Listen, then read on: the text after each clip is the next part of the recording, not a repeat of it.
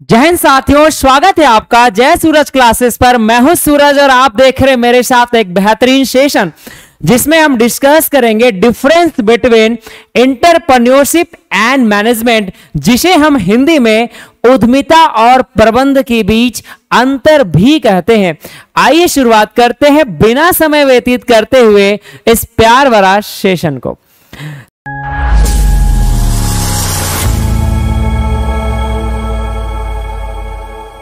तो इस सेशन में हम समझेंगे सर कि difference between entrepreneurship and management, यानी उद्यमिता और प्रबंध के बीच क्या है अंतर। इस अंतर को समझने से पहले हम ये जान लेते हैं कि एक एंटरप्रेन्योरशिप और मैनेजमेंट के बीच क्या है संबंध, यानी डिफरेंस पढ़ने से पहले हम ये जानेंगे कि क्या है relationship between entrepreneurship and management. तो आपके मन में प्रश्न आ रहा होगा सर कि एक बार आप शॉर्ट टाइम में, शॉर्ट संक्षेप में जो है ये समझा दें कि एंटरप्रेन्योरशिप किसे कहते हैं, उद्यमिता किसे कहते हैं, और फिर हम जानेंगे कि मैनेजमेंट यानी कि प्रबंध किसे कहते हैं। तो आसान और सरल और सहज भाषा में कहें तो एंटरप्रेन्योरशिप यानी उद्यमिता का मतलब होता है, उद्यमिता का अर्थ होता है सर यदि किसी व्यक्ति के द्वारा संगठन को स्थापित करना, यानी व्यवसाय को स्थापित करना, उसकी रूपरेखा तैयार करना या उसे चलाने की प्रक्रिया से है। जबकि प्रबंध में प्रबंधक के द्वारा किसी कार्य को कुशल एवं प्रभावीपूर्ण तरीके से करने के लिए कार्यों के समूह जैसे नियोजन, संगठन, नियुक्तिकरण, निर्देशन एवं नियंत्रण किए जाने से होता है।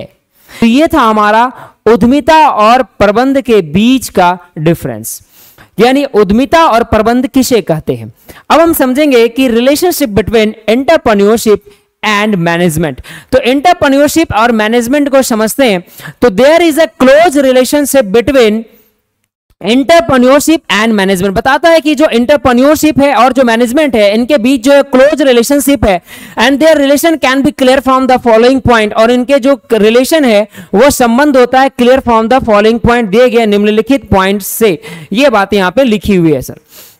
दूसरी बात, पहली बात है, पहला relation, entrepreneurship is concerned with strategic decision, यानी एंटरप्रेन्योर्स जो है, एंटरप्रेन्योरशिप में क्या किया जाता है सर, स्ट्रैटेजिक डिसीजन जो है वो लिया जाता है। Strategic decision of resource allocation, यानी रिसोर्स एलोकेशन से संबंधित। दूसरा, search of market and expansion of plan. जबकि मैनेजमेंट के अंदर हम क्या कर सकते हैं, management helps in management of resource allocation, यानी ये हेल्प करता है सर, मदद करता है किसमें, management of resource allocation, suggesting technique of marketing etc. यानी उद्यमिता जो है सर संसाधन आवंटन, बाजार की खोज, विस्तार योजना आदि के रणनीतिक निर्णयों से संबंधित होता है। इनको जो है रणनीतिक निर्णय से संबंधित रखता है कौन, एंटरप्रेन्योरशिप।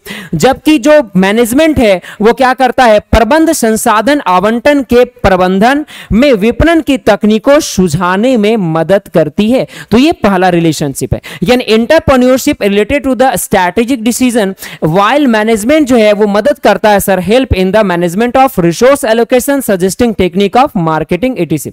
दूसरा बिंदु की बात करें सर तो entrepreneurs have to demonstrate their managerial ability. जो हमारा एंटरप्रेन्योर है वो क्या करते हैं, डेमोस्ट्रेट करते हैं सर देयर मैनेजरियल एबिलिटी को। जबकि जो हमारा मैनेजर्स है, managers also expected to the play entrepreneur role in the time of need. Hindi में अगर कहे सर तो उद्यमियों को अपने व्यवसाय की सफलता के लिए अपनी प्रबंधकीय क्षमताओं का प्रदर्शन करना पड़ता है। यानी जो हमारे एंटरप्रेन्योर हैं उन्हें अपनी एबिलिटी को प्रूव करने के लिए क्या करना पड़ता है, तो अपनी एबिलिटी को प्रूव करने के लिए जो है वो प्रदर्शन करना पड़ता है, सक्सेस को दिखाना पड़ता है, सफलता को। जबकि जो हमारा मैनेजर्स हैं वो क्या करते हैं, उद्यमियों की जरूरत के समय यानी एंटरप्रेन्योर की आवश्यकता के समय जो है वो क्या करते हैं, उनकी भूमिका निभाने की में मदद करती है। ये है हमारा मैनेजर्स। तीसरा हम लोग पॉइंट्स को डिस्कस करेंगे तो entrepreneurship is concerned with the starting of new business, यानी जो हमारा जो एंटरप्रेन्योरशिप जो है सर वो कंसर्न करता है स्टार्टिंग ऑफ न्यू बिजनेस, यानी कि जो नया बिजनेस स्टार्टअप करने में, नया व्यवसाय को प्रारंभ करने में संबंध रखता है entrepreneurship. While the other hand, दूसरी हैंड की बात करें तो जो मैनेजमेंट है वो एश्योर करता है efficiency and success of business started by entrepreneur. यानी जो हमारा मैनेजमेंट है वो बताता है कि जो बिजनेस स्टार्ट है उसे हम इफिशिएंसी तरीके से और सक्सेसफुल तरीके से बिजनेस को रन करें। यानी हमारा एंटरप्रेन्योरशिप बिजनेस को, नए बिजनेस को स्टार्ट करने से संबंधित है, जबकि जो मैनेजमेंट है, जो बिजनेस चल रहे हैं उसको अच्छी तरीके से चलाने में संबंध रखता है। नेक्स्ट बात करेंगे sir point number 4, in developing countries entrepreneurs remain attach to the day to day activity. यानी जो डेवलपिंग कंट्री है वहां पर जो एंटरप्रेन्योर्स हैं वो अटैच होते हैं sir day to day activity से। And managers also remain to touch with the strategic decision. और जो हमारा मैनेजर्स है, जो मैनेजमेंट का काम करता है, यानी सर मैनेजर्स कौन है? मैनेजर का मतलब जो मैनेजमेंट का काम करता है और मैनेजर के द्वारा एक प्रभावपूर्ण तरीके से संगठन के लाभ के लिए उठाए गए कदम जो है वो हमारे मैनेजमेंट कहलाते हैं। तो managers also remain in touch with the strategic decision of entrepreneurs. यानी विकासशील देशों में उद्यमी दिन प्रतिदिन गतिविधियों से जुड़े रहते हैं। प्रबंध भी उद्यमियों की रणनीति निर्णय के संपर्क में रहते हैं। तो ये थे हमारे relation between entrepreneurship and management. अब देखेंगे सर हमारा that is called the difference between entrepreneurship and management के बारे में। तो पहला जो हमारा डिफरेंस है दैट इज कॉल्ड रिस्क। तो हम रिस्क की बात करें सर तो हमारा जो हमारा एंटरप्रेन्योर्स है वो क्या करते हैं? Entrepreneurs are the risk taker. जो हमारे एंटरप्रेन्योर्स हैं वो क्या होते हैं? रिस्क टेकर होते हैं, जोखिम वहन करते हैं।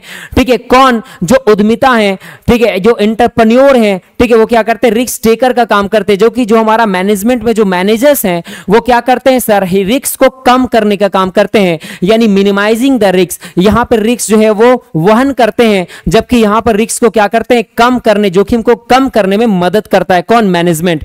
दूसरी बात करें फोकस, तो focus of entrepreneurs is to start a new business. ये नए बिजनेस को स्टार्ट करने की बात करता है कौन? एंटरप्रेन्योरशिप। लेकिन जो मैनेजमेंट है सर वो क्या करता है? ये focus of management on it is to operate in existing business. जो बिजनेस वर्तमान समय में चल रहे हैं, यानी प्रबंध का ध्यान मौजूदा व्यवसाय के काम करने पर केंद्रित होता है। जो वर्तमान समय में जो भी सर हमारा व्यवसाय चल रहा है उसको अच्छी तरीके से चलाने का काम कौन करता है? तो हमारा प्रबंध करता है। तीसरा डिफरेंस की बात करें सर तो तुम्हारा तीसरा जो डिफरेंस है that is called the resource orientation, जिसे हम कहते हैं रिसोर्स ओरिएंटेशन, जिसे हम हिंदी में संसाधन अभिमुखी कहते हैं। इसमें बताया गया है entrepreneurs does not feel concentrated by resource, entrepreneurs mobilise their resource. यहां पे बताया गया हिंदी में सर कि उद्यमी संसाधनों से निरुद्ध महसूस नहीं करता, वह संसाधन जुटाता है। यानी जो हमारे एंटरप्रेन्योर्स जो हैं सर वो क्या करते हैं? वो हमारे निराश नहीं होते हैं, वो हताश नहीं होते हैं, ठीक है, वो रिसोर्स से, बल्कि वो रिसोर्स को क्या करते हैं? जुटाने का काम करते हैं। एंटरप्रेन्योर्स मोबिलाइज दीज रिसोर्स, ठीक है। और दूसरी तरफ हम मैनेजमेंट की बात करें तो manager is a concentrate by the resource at the disposal. यानी प्रबंध स्वयं के अधिकार पर संसाधनों से निरुद्ध महसूस करता है, ठीक है। ये था हमारा मैनेजमेंट का डिफरेंस। तीसरा डिफरेंस आई होप समझ में आ गया। चौथा डिफरेंस की बात करें अप्रोच टू द टास्क, कार्य के लिए पद्धति। तो कार्य के पद्धति अप्रोच टू द टास्क की बात करें तो जो हमारा एंटरप्रेन्योरशिप ये बताता है entrepreneurs adopt an informal approach to task. ये इनफॉर्मल अप्रोच को अपनाते हैं कौन? तो हमारा एंटरप्रेन्योरशिप। और जो मैनेजमेंट है वो फॉर्मल अप्रोच को अपनाता है। ये इनफॉर्मल और फॉर्मल अप्रोच को थोड़ा सा समझ लेते हैं। जो हमारा इनफॉर्मल अप्रोच होता है उसमें सर नेचर ऑफ वर्क के साथ साथ जो है, यानी यहां पर काम करने की जो हमारे काम करने की जो प्रकृति है, काम करने की जो समय है वो डिफाइन नहीं होता है। यानी हम कह सकते हैं ये वेल डिफाइन नहीं होते हैं इनफॉर्मल अप्रोच में, जबकि मैनेजमेंट में हर एक बातें वेल डिफाइन होते हैं, ठीक है। तो हमारे ये फॉर्मल अप्रोच को अपनाते हैं मैनेजमेंट, जबकि एंटरप्रेन्योरशिप जो है वो हमारे इनफॉर्मल अप्रोच को अपनाते हैं। पांचवा डिफरेंस की बात करें that is called the status. Status में बात करें तो जो हमारे एंटरप्रेन्योरशिप है सर, वो entrepreneurs are the owner of the business. जो हमारे एंटरप्रेन्योर जो हैं, यानी वो एंटरप्रेन्योर उद्यमी जो है सर, वो संसाधन के स्वामी होते हैं। लेकिन जो हमारा मैनेजर है सर, ठीक है, यानी जो प्रबंधक है, वो हमारा एम्प्लॉय ऑफ द ऑर्गेनाइजेशन, वो प्रबंधक संस्था की कर्मचारी होते हैं। तो ये थे हमारे 5 डिफरेंस। और भी डिफरेंस के बारे में देखेंगे। Point number 6, that is called the primary motivation. जो हमारा एंटरप्रेन्योर्स है sir, entrepreneur gate motivated by the achievement of their objective. बताता है कि जो हमारा एंटरप्रेन्योर है वो मोटिवेट हो जाते हैं, अभिप्रेरित हो जाते हैं अपने गोल को अचीव करके। उद्यमी अपने उद्देश्यों की प्राप्ति से प्रेरित होता है। जबकि जो हमारे दूसरे तरफ जो मैनेजमेंट है sir, managers get motivated by the power of authority and assign to them. इनको जितना ज्यादा सर पावर ऑफ ऑथोरिटी मिलेगा, काम करने का जितना ज्यादा अधिकार मिलेगा, वह उससे ज्यादा मोटिवेट होंगे। कौन? मैनेजर्स। जबकि दूसरे तरफ जो हमारा एंटरप्रेन्योर है वो मोटिवेट होते हैं अपने गोल को, अपने ऑब्जेक्टिव को अचीव करके। नेक्स्ट डिफरेंस की बात करेंगे सर, इकोनॉमिक रिवार्ड की, यानी आर्थिक प्रतिफल की बात करें तो जो एंटरप्रेन्योर हैं, यानी जो उद्यमी हैं, जो बिजनेस को स्टार्ट किए हैं, उनको इकोनॉमिक रिवार्ड के तौर पर जो है वो प्रॉफिट अर्न होता है, ठीक है। और जबकि दूसरे साइड बात करें सर हम मैनेजमेंट में, तो जो मैनेजर्स हैं उनको रिवार्ड के तौर पर, इकोनॉमिक रिवार्ड के तौर पर सैलरी दिया जाता है।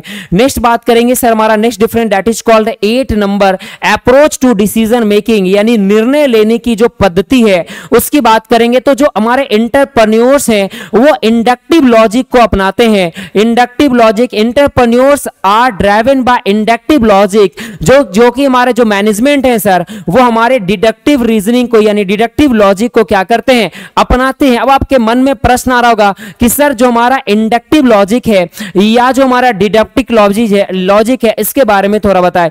तो जो हमारा इंडक्टिव लॉजिक है सर, इसके बारे में समझे तो इसके बारे में बताया गया कि इंडक्टिव लॉजिक है जो है वो नोन टू अननोन की तरफ जाता है या पर्टिकुलर टू जनरल की तरफ जाता है। जबकि जो हमारा डिडक्टिव लॉजिक जो है सर, वो बताता है ये अननोन टू नोन की तरफ या जनरल टू पर्टिकुलर की तरफ। ये थे हमारे डिफरेंस।